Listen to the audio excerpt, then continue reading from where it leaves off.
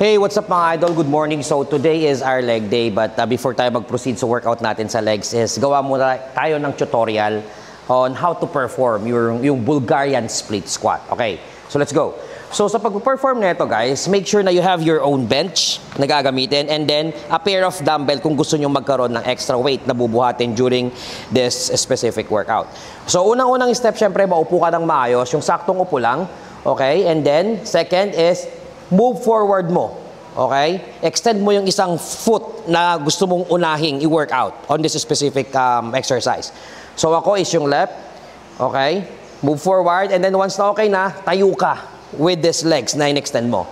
And then once na nakatayo ka na, stable ka na, ipatong mo na yung isang paa mo dun sa bench. But make sure na huwag ganito yung patong ha. Kasi pag ganito yung patong guys, medyo mahihirapan ka sa balance. Okay? So dapat ilapat mo siya sa bench. Alright. So again, sa Bulgarian split squat, pwede nating i-focus yung quads and even the glutes.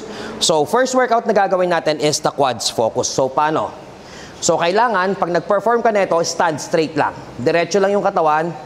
Okay? Full range of motion. Taas hanggang sa baba. Yan.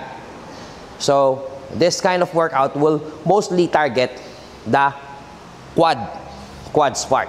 So, next naman is paano natin i-target yung part ng glutes.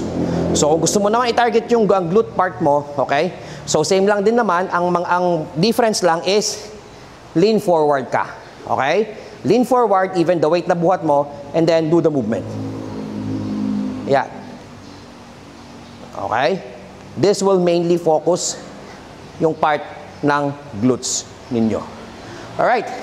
So, yun lang naman, no? If you want to target the quads and the glutes, yun yung mga movement na kailangan nyo gawin. Thanks!